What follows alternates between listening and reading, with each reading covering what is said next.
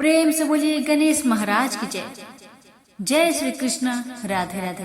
प्यारे भक्तगणों, आज है माघ महीने की शुक्ला पक्ष की शुक्रवार के दिन और आज के दिन माँ लक्ष्मी, वैभव लक्ष्मी के साथ माँ संतोषी की पूजा करने का विधान है। माँ संतोषी को सुख, शांति और वैभव का प्रतीक माना जाता है। मान्यता है कि जो व्यक्ति शुक्रवार के दिन संतोषी माता का व्रत रखकर उनकी विधिवत पूजा करता है और कथा को बड़े ही श्रद्धा से पर संचित मन से पूरा श्रवण करता है, उसकी हर मनोकामना को माता पूर्ण करती है। इसके साथ ही धन और विवाह संबंधी समस्याओं से भी छुटकारा मिल जाता है। हे माता, आपकी कथा कहने वाले, सुनने वाले, उपकार भरने वाले सभी भक्तों की मनोकामना को पूर्ण करना। प्रेम से बोलिए संतोषी माता की जय। कथा इस प्रकार है। एक बुढ़िया माई थी, उसके 7 लड़के थे। 6 कमाने वाले थे और एक निकम्मा था, कमाता कुछ नहीं था। बुढ़िया माई अपने 6 बेटों के लिए भोजन बनाती थी और उनको भोजन कराती और उनसे जो कुछ जूठन बचती वह 7वें बेटे को देती थी।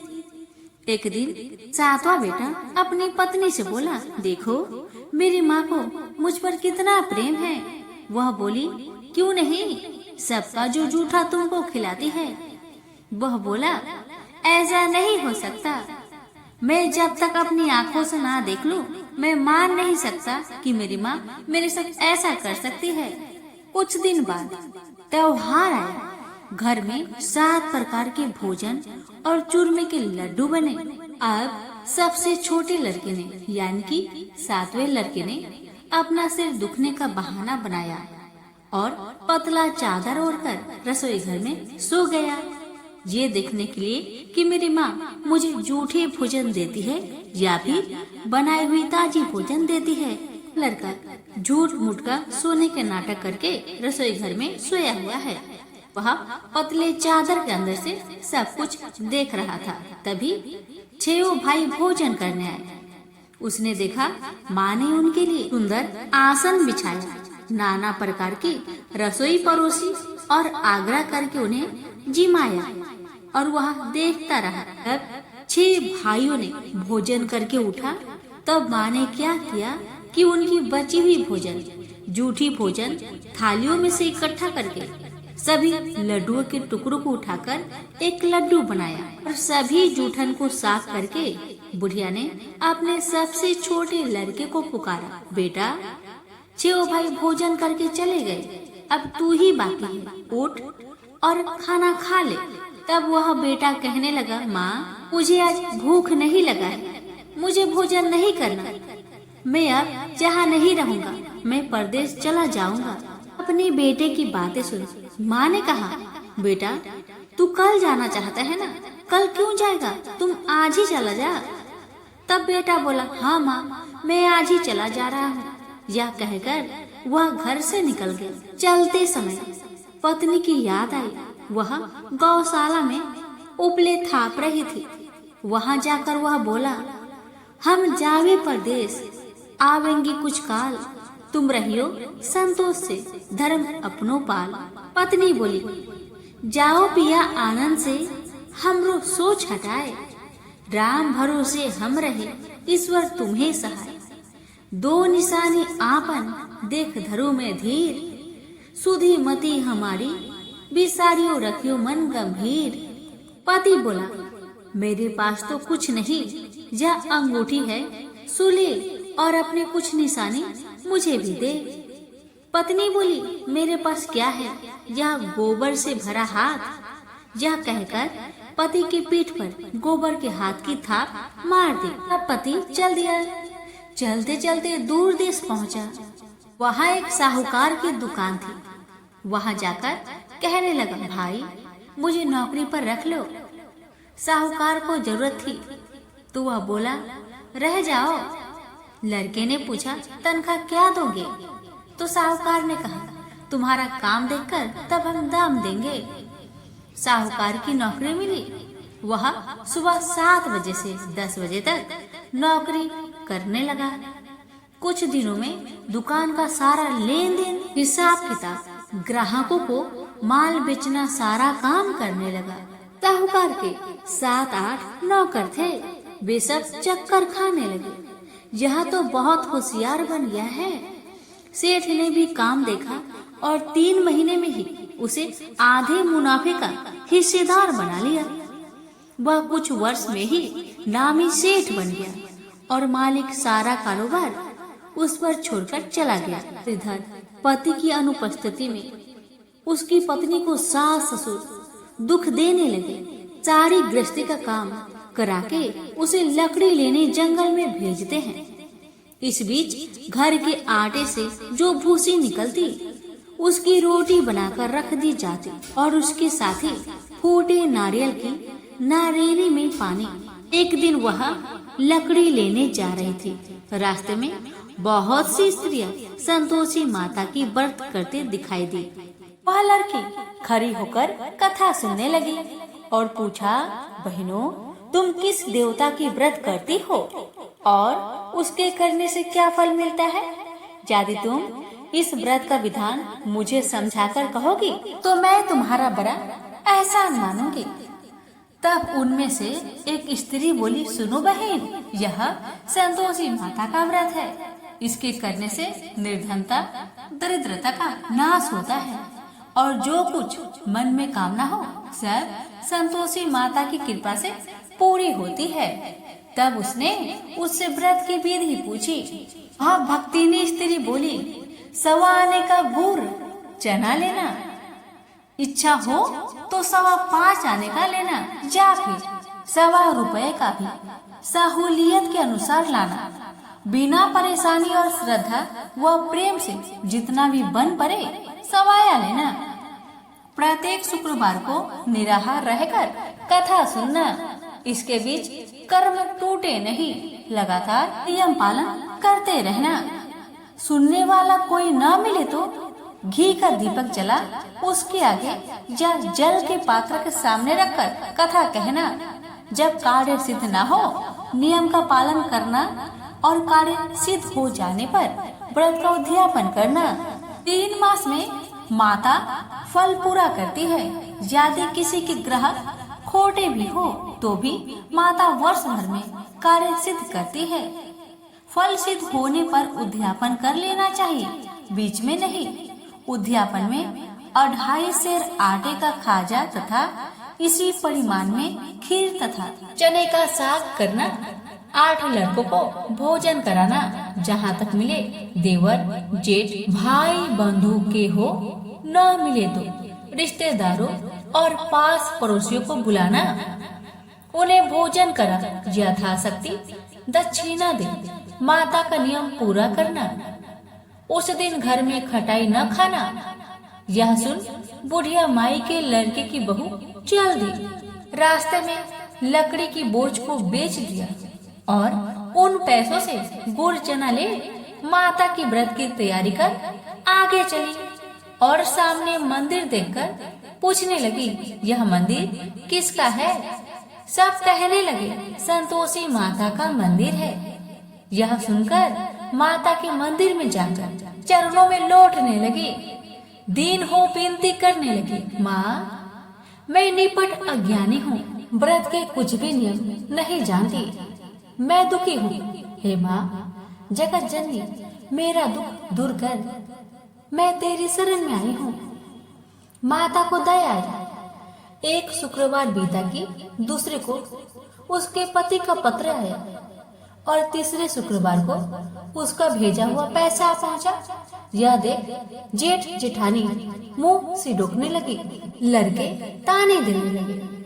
काकी के पास पत्र आने लगे, रुपया आने लगा। अब तो काकी की खातिर बढ़ेगी।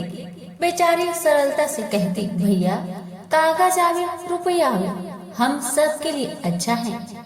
ऐसा कहकर आंखों में आंसू भरकर संतोषी माता के मंदिर में आ मातेश्वरी के चरण में गिर गई।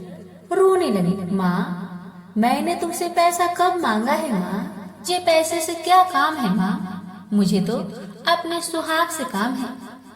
मैं तो अपने स्वामी के दर्शन मांगती हूँ माँ। तब तब माता ने प्रसन्न होकर कहा, जा बेटी, तेरा स्वामी आएगा। यह सुनकर खुशी से बावली होकर घर जा पहुँची, अपना काम काज करने लगी। अब संतोषी माँ विचार करने लगी, इस भोली पुत्री को मैंने कह तो दिया कि तेरा पति आएगा, लेकिन कैसे? वह तो इसे सपने में भी याद नहीं करता। उसे याद दिलाने को मुझे ही जाना पड़ेगा। इस तरह माताजी उस बुढ़िया के बेटे के पास जा सपना में प्रकट हो कहने लगी, साहूकार के बेटे, तुम सो रहा है या जागता है? वह कहने लगा, माता, मैं सोता भी नहीं जागता भी नहीं, कहो क्या आज्ञा है? माता कहने लगी, तेरे घर बार कुछ है कि नहीं? वह बोला, मेरे पास सब कुछ है माँ, माँ बाप है, पत्नी है, क्या कमी है माँ?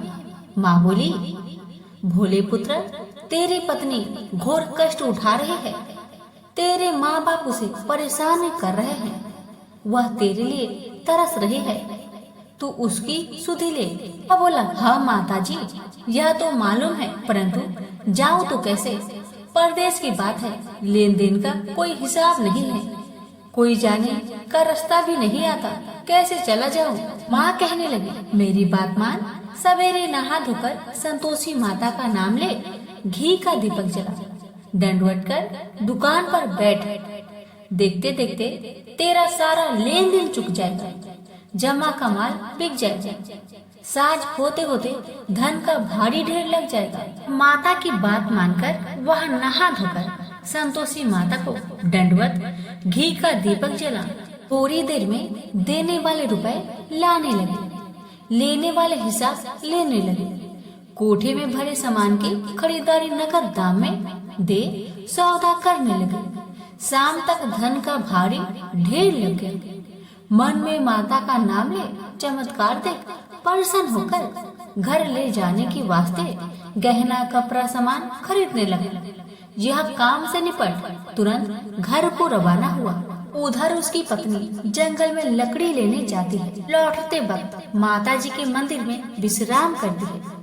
वह तो उसके प्रतिदिन रुकने का जो स्थान ठहरा, धूल उड़ती देख वह माता से पूछती है, हे माता, यह धूल कैसे उड़ रही है? माता कहती है, हे पुत्री, तेरा पति आ रहा है, अब तू ऐसा कर, लकड़ियों के 3 बोझ बना ले, एक नदी के किनारे रख और दूसरा मेरे मंदिर पर, वह तीसरा अपने सिर पर। तेरे पति को लकड़ियों का गट्टर देख मोह पैदा होगा, वह यहाँ रुकेगा, नाश्ता पानी खाकर माँ से मिलने जाएगा, तब तू लकड़ियों का बोझ उठाकर जाना और चौक में गट्टर डालकर जोर से आवाज देकर कहना, लो सासू जी, लकड़ियों का गट्टर लो, भूसी की रोटी दो, नारियल की खोपरे में पानी दो, आज मेहमान कौन आया है? माताजी बहुत अच्छा कहकर वह प्रसन्न मन से लकड़ियों के 3 गट्टर बनाए, एक नदी के किनारे पर और एक माताजी के मंदिर पर रखा। इतने में मुसाफिर आ पहुंचा। सूखी लकड़ी देख उसकी इच्छा उत्पन्न हुई कि हम यहीं पर विश्राम करें और भोजन बनाकर खा पीकर गांव जाएं। इसी तरह रुककर भोजन बना, विश्राम करके गांव को गया। सबसे प्रेम से मिला। उसी समय सिर पर लकड़ी का गट्टर लिए वह उतावली सी आती है। लकड़ियों का भारी बोझ आंगन में डालकर जोर से 3 आवाज देती है, लो सासू जी, लकड़ियों का गट्टर लो, भूसे की रोटी दो, आज मेहमान कौन आया है? यह सुनकर उसकी सास बाहर आकर अपने दिए हुए कष्टों को भुलाने हेतु कहती है, बहू ऐसा क्यों कहती है? तेरा मालिक ही तो आया है, आ बैठ, मीठा भात खा, भोजन कर, कपड़े पहन, गहने पहन। उसकी आवाज सुन उसका पति बाहर आता है, अंगूठी देख व्याकुल हो जाता है और माँ से पूछता है, माँ यह कौन है? माँ ने कहा, बेटा यह तेरी पत्नी है, जब से तू गया है तब से सारे गांव में भटकती फिरती है, घर का कामकाज कुछ नहीं करती, 4 पहर आकर खा जाती है। वह बोला, ठीक है माँ, मैंने इसे भी देखा और तुम्हें भी, अब दूसरे घर की ताली दो, मैं उसमें रहूंगा। माँ बोली, ठीक है। जैसी तेरी मर्जी। तब वह दूसरे मकान की तीसरी मंजिल का कमरा खोल सारा सामान जमाया। एक दिन में ही राजा के महल के जैसा ठाट बाट बन गया। अब क्या था, बहू सुख भोगने लगी। इतने में शुक्रवार आया। उसने पति से कहा, मुझे संतोषी माता का व्रत उद्यापन करना है। पति बोला, खुशी से कर लो। वह उद्यापन की तैयारी करने लगी। जेठानी के लड़कों को भोजन के लिए कहने गई। उन्होंने मंजूर किया, परंतु पीछे से जेठानी ने अपने बच्चों को सिखाया, देखो भोजन के समय खटाई मांगना, जिससे उसका उद्यापन पूरा ना हो। तो बच्चे जिम में आए, खीर खाना पेट भर के खाए, परंतु बाद में खाते ही कहने लगे, हमें खटाई दो, खीर खाना हमको नहीं भाता। देखकर आरुचि होती है। वह कहने लगी, भाई खटाई किसी को नहीं दी जाएगी, यह माँ संतोषी का प्रसाद है। लड़के उठ खड़े हुए, बोले, पैसे लाओ। भोली बहू कुछ जानती नहीं थी। वह उन बालकों को पैसे दे दिए। लड़के उसी समय हट करके इमली खटाई ले खाने लगे। यह देखकर बहू पर माताजी ने कोप किया। राजा के दूत उसके पति को पकड़ कर ले गए। जेठ जेठानी मन माने वचन कहने लगे, लूट लूट कर धन इकट्ठा कर लाया है, अब सब मालूम पड़ जाएगा जब जेल की मार खाएगा। बहू से यह सहन नहीं हुआ। रोती हुई बहू माताजी के मंदिर गई। कहने लगी, हे माता, तुमने क्या किया? हंसाकर अब भक्तों को रुलाने लगी। माता बोली, बेटी तूने उद्यापन करके मेरा व्रत भंग किया। वह कहने लगी, माता मैंने कुछ अपराध किया है क्या? मैंने तो भूल से लड़कों को पैसे दे दिए थे, मुझे क्षमा करो, मैं फिर तुम्हारा उद्यापन करूंगी। माँ बोली, अब भूल मत करना। अब कहती है, अब भूल नहीं होगी। अब बतलाओ वो कैसे आएंगे? माँ बोली, जा पुत्री, तेरा पति तुझे रास्ते में आता मिलेगा। वह निकली, राह में पति आता मिला। वही पूछी, कहाँ गए थे? वह कहने लगा, इतना धन जो जमाया है उसका टैक्स राजा ने मांगा था, वह भरने गया था। वह परेशान हो बोली, भला हुआ, अब घर को चलो। कुछ दिन बाद फिर शुक्रवार आया। फिर वह बोली, मुझे माता का उद्यापन करना है। पति ने कहा, करो पत्नी। फिर जेठ के लड़कों को भोजन को कहने गई। ठानी ने एक दो बातें सुनाई, सब लड़कों को सिखाने लगी, तुम सब लोग पहले ही खटाई मांगना। लड़के भोजन से पहले कहने लगे, हमें खीर नहीं खाना, हमारा जी बिगड़ता है, कुछ खटाई खाने को दो। वह बोली, खटाई किसी को नहीं मिलेगा, आना हो तो आओ। वह ब्राह्मण के लड़के को लाकर भोजन कराने लगी। यथाशक्ति दक्षिणा की जगह एक एक फल उन्हें दिया। संतोषी माता प्रसन्न हुई। माता की कृपा होते ही 9वें मास में उसके चंद्रमा के समान सुंदर पुत्र प्राप्त हुआ। पुत्र को पाकर प्रतिदिन माताजी के मंदिर में जाने लगी। माँ ने सोचा, यह रोज आती है, आज क्यों न आए, इसके घर चलो। यह विचार कर माता ने भयानक रूप बनाया। गुड़ चने से सना मुख, ऊपर सूर्य के समान होठ, उस पर मक्खियाँ भीन भीन कर रही थी।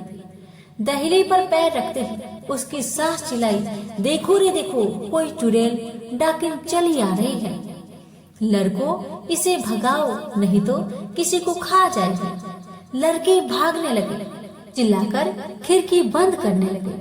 बहू रोशनदान में देख रही थी, प्रसन्नता से पगली बन चिल्लाने लगी, आज मेरी माँ मेरे घर आई है, आज मेरी माता मेरे घर आई है।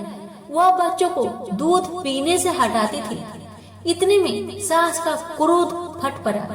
वह बोली, क्यों उतावली हुई है, बच्चे को पटक दिया। इतने में माँ के प्रताप से लड़के ही लड़के नजर आने लगे। वह बोली, माँ जिसका मैं व्रत करती हूँ, यह वही संतोषी माता है। सबने माता जी के चरण पकड़ लिए और विनती कर कहने लगे, हे माता, हम मूर्ख हैं, अज्ञानी हैं, तुम्हारे व्रत की विधि हम नहीं जानते, व्रत भंग कर हमने बड़ा अपराध किया है। जग माता, आप हमारा अपराध क्षमा करो। इस प्रकार माता प्रसन्न हुई। बहू को प्रसन्न हो जैसा फल दिया, वैसा माता सबको दे। जो पढ़े उसका मनोरथ पूर्ण हो, जो सुने उसका भी मनोरथ पूर्ण हो। प्रेम से बोलिए संतोषी माता की जय।